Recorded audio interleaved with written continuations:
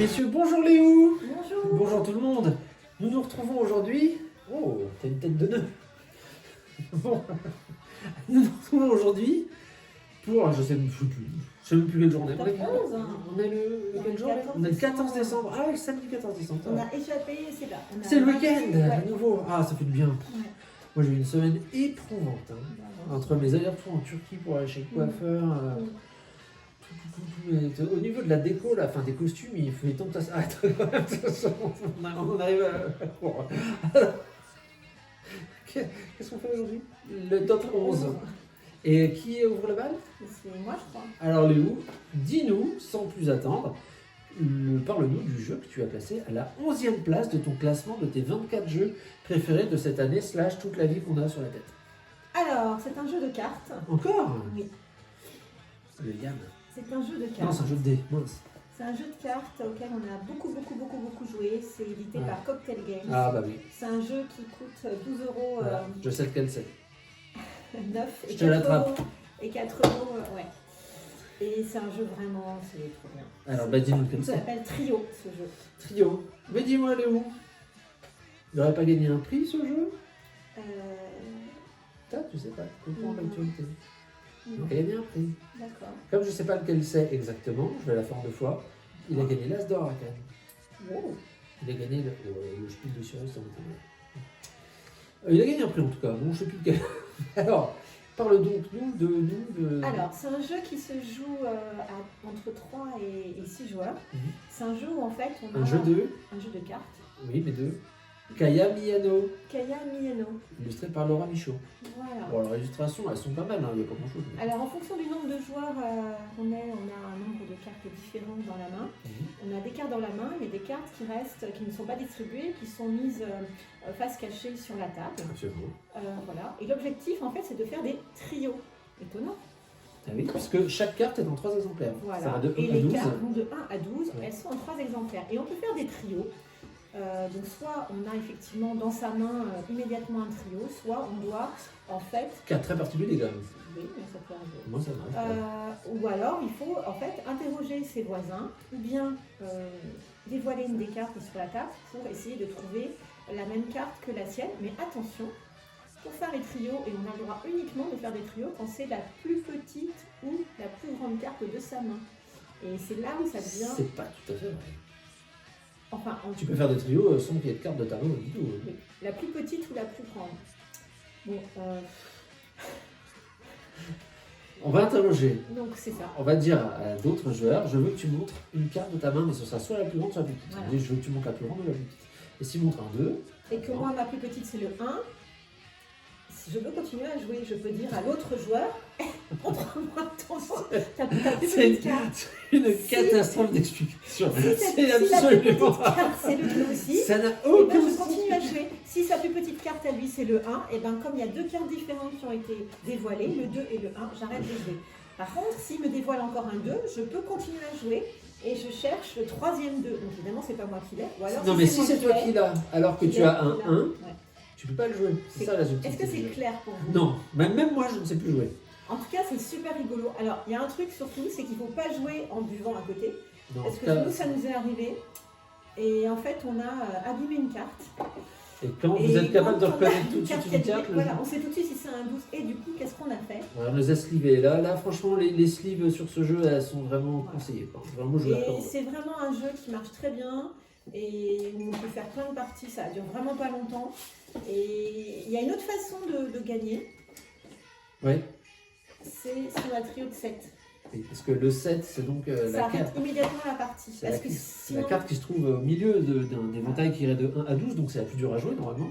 Sauf qu'il faut quand même que ça soit votre plus petite ou votre plus grande. Parce que sinon... Si tu dois la jouer de ta main. Mais tu peux très bien faire un trio de 7 sans en avoir un dans ta main. Oui. C'est ça, il faut... Et d'ailleurs, Oui, d'ailleurs, une fois, il y a eu un coup de magie là, réalisé par la personne à ma droite. bah oui, j'ai gagné avec un trio de 7 au premier tour.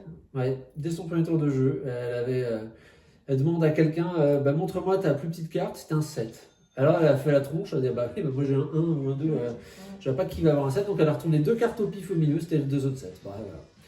Ça peut arriver. Je Et trouve. là, c'est dégoût. Oui, surtout que c'était. T'arrêtais pas d'enchaîner des coups de chance abominables comme ça. Non, c'est pas des coups de chance. Si. À ce jeu, je suis assez forte. Bon, évidemment, c'est un jeu de mémoire. Hein. C'est un peu un memory. Il faut se souvenir des cartes des voisins. Et puis en même temps, la stratégie, c'est quel est notre plus petit et notre plus grand. J'arrête de discuter parce que Ouais. manifestement, le temps qui m'est imparti est déjà dépassé. Et en plus, il a été bien utilisé. Je pense que là, il a été Alors, bien quel exploité. est donc ton jeu numéro 11? Quel est le jeu que je plaçais à la 11e place de mon Oui. top? C'est un jeu dont j'aurais du mal à vous donner le prix. Je peux vous dire que, de base, neuve, la boîte de base, justement, coûte 55 €. Vous pouvez la trouver d'occasion, mais vous la trouverez rarement seule. Vous la trouverez toujours presque toujours avec plein d'extensions, quelques extensions. Ce jeu, moi, je l'ai acheté d'occasion pour 60 €. J'avais la boîte de base, la première extension, plus un insert. C'était une bonne affaire, sauf que à l'arrivée, ça a fini par me coûter très cher parce qu'il y a énormément d'extensions. Et ce jeu, il s'agit de Marvel Champions. Marvel Champions, c'est un jeu de cartes. Oh, il est très connu, hein. C'est un jeu de Nate French, déjà je peux dire l'auteur. Il y en a d'autres, mais celui-là il s'appelle French, donc c'est le seul que j'ai retenu. Qui est édité par toujours FFG, Flight Fantasy Games ou Fantasy Flight Games. Fantasy Flight Games. Un jeu donc de deck building. Vous incarnez un héros Marvel. Alors dans la boîte de base, il y a Iron Man, Spider-Man, le Wakanda, là, comment il s'appelle, Black Panther. Faut pas compter sur moi du tout. Non. Je ne me rappelle plus comment elle s'appelle. C'est pas des filles. La nana. Si, il y a Miss Hulk et l'autre là, Captain Marvel, c'est la plus forte. Et donc vous avez un deck de cartes par personnage. Et vous allez affronter des scénarios qui sont eux-mêmes représentés par des decks. Et donc, vous allez jouer des cartes de votre main pour avoir certains pouvoirs. Et ce qui est assez original et bien foutu, c'est que ces cartes, vous les payez avec d'autres cartes de votre main. Chaque pouvoir, chaque action que vous jouez, chaque amélioration que vous voulez mettre en jeu, a un coût. Par exemple, 2, vous devez payer 2 ressources. Et ces ressources, elles se trouvent sur d'autres cartes de votre main. Donc, il y a toujours ce dilemme entre vouloir garder des cartes parce qu'elles sont vraiment très bien, puis devoir quand même les dépenser parce que vous avez besoin de ressources pour mettre les cartes que vous voulez en jeu. Alors, c'est un jeu qui marche très bien en solo, je crois qu'on peut jusqu'à 4. Nous, on a déjà joué à 3. Et franchement... Alors nous, pas nous. Hein, parce non, que pas moi, nous. personnellement, Si, je l'ai fait essayer une fois, mais tu avais refusé d'aimer. Non, c'est pas un jeu pour moi. Franchement. D'accord, mais de toute façon, on parle du jeu. Bon. Et on a joué pas mal de scénarios avec Joe, avec Arthur. Et là, récemment, on en a fait un. Alors, il y a des tas d'extensions. Vous avez 3 types d'extensions, en fait. Il y a les extensions personnages. Là, on achète un deck de personnages, par exemple Captain America ou Wolverine, je sais pas. Il y a des decks, des boîtes d'extensions de scénarios complets. Vous avez un scénario en 5 étapes avec 2 nouveaux personnages héros jouables, plus les méchants. Et puis vous avez des scénarios additionnels à l'unité, on va dire. Là, c'est des petits paquets de cartes. Il n'y a pas de joueurs, de personnages jouables supplémentaires. Vous avez juste un scénario avec un méchant à affronter. Et là, récemment, avec Joe, on a joué à un scénario qui s'appelle Kang le Conquérant. Et on a vraiment adoré, on s'est fait rétamer. On perd assez souvent le jeu quand même, hein. C'est pas facile. Il paraît qu'il est facile dans ce style-là. Bon, moi, j'ai pas assez d'expérience, donc je le trouve déjà dur. C'est étonnant parce que je suis pas quelqu'un qui aime les films de super-héros. Moi, souvent, je trouve ça chiant, en fait. Ça me gonfle, je trouve ça bête et mal fait. Il y en a quelques-uns que j'aime, mais la plupart du temps, je trouve ça vraiment débile.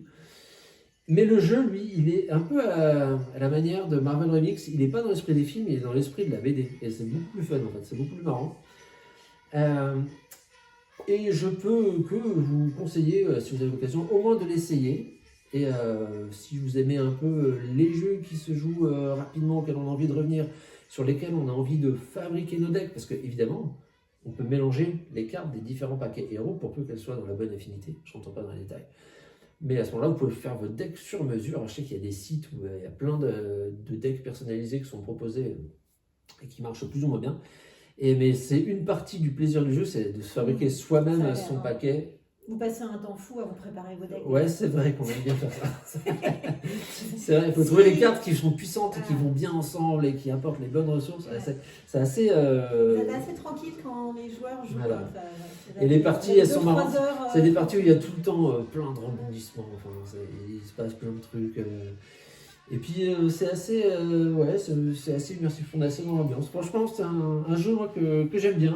Même tout seul, j'aime bien y jouer de temps en temps, faire une petite partie. Mais c'est quand même plus marrant plusieurs. C'est un jeu de société.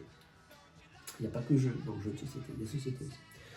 Voilà, le top 11 de Vincent. C'est ça, hein? Ouais. Très bien. Toujours pas de jeu en commun à la même place. Pas à la même place, non. À partir de demain, les mots, on attaque le top 10. C'est ça. Là, on rentre vraiment dans les choses sérieuses. Donc j'espère que tu as fait un choix cohérent et intelligent. Pas de réponse, c'est pas bon signe. À demain, on verra bien. On verra ce qu'il en est.